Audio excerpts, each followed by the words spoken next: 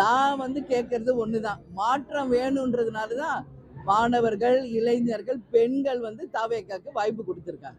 விஜய் வந்தா பாலியல் வன்கொடுமையை முற்றிலும் தடுத்துருவாரு, டாஸ்மாக் மொத்தம் ஒழிச்சிருவாரு, சட்டம் ஒழுங்கை சரி பண்ணிடுவாரு, ஒரு மாற்றம் வேணும் மாற்றம் வேணும்னு இன்னைக்கு மாற்றத்தை கொடுத்துருக்காங்க. ஆனா இன்னைக்கு வரைக்கும் இப்போ ஆல்மோஸ்ட் 2 நாள் ஆனா 1 மாசம் ஆகுது. நான் உடனே 6 மாசம் டைம் கொடுப்போம், அதுல மாற்று கருத்து இல்லை.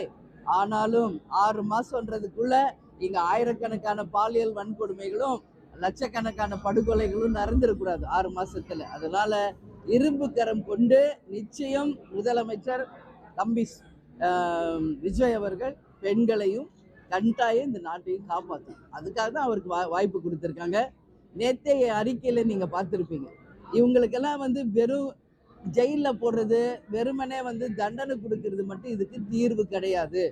இதற்கு நிரந்தரமாக பாலியல் வன்கொடுமைக்கு தீர்வு வரணும்னா 2 விஷயம் பண்ணா மட்டும்தான் இனி இது தொடராது. நான் அது விஜய்க்கு இன்னைக்கு ஆலங்குடியில இருந்து சொல்றேன், விஜய் இதை நீ கேட்கணும், இது படி நீ வந்து கட்டாயம் பண்ணணும்.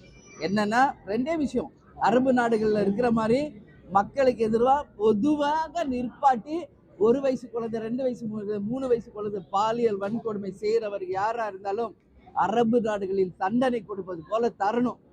மக்கள் முன்னாடியே தண்டனை வழங்கணும். இல்லை என்றால் கண்டிப்பாக கோயம்புத்தூர்ல சைலேந்திர பாபு அவர்கள் செய்தது போல ஒரு என்கவுண்டர் பண்ணணும். அப்பதான் இதற்கு நிரந்தர தீர்வு. இதற்கு முற்றுப்புள்ளிய தவிர மயிலே மயிலே இறகு போடுன்னா போடே போடாது.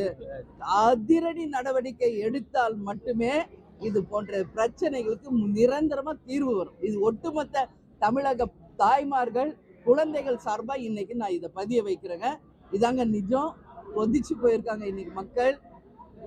பச்சை பிள்ளைங்களை நீங்க தொடறீங்களா? நீ எல்லாம் மனுஷனா இல்ல மிருகமா என்ற கேள்வியை நான் கேட்கிறேன். மிருகங்களுக்கெல்லாம் வாயில சொன்னா புரியாது. என்கவுண்டர் ஒண்ணுதான் இதற்கு தீர்வு. உறுதியாக விஜய் நீங்க இதை செய்யணும். அரசு சட்டத்துக்கு உட்பட்டு நீங்க இதை செய்யணும்னு நான் கேட்டுக்கிறேன். இதுதான் எங்களுடைய நிலைப்பாடுங்க. மற்றபடி அவங்க இப்படி சொன்னாங்க அப்படி சொன்னாங்க அதுக்கு நான் பதில் சொல்ல மாட்டேன். எப்பயுமே சொன்னவங்க கிட்ட போய் அதுக்கான கேள்விக்கு பதில் அவங்க கிட்ட கேட்கணும்.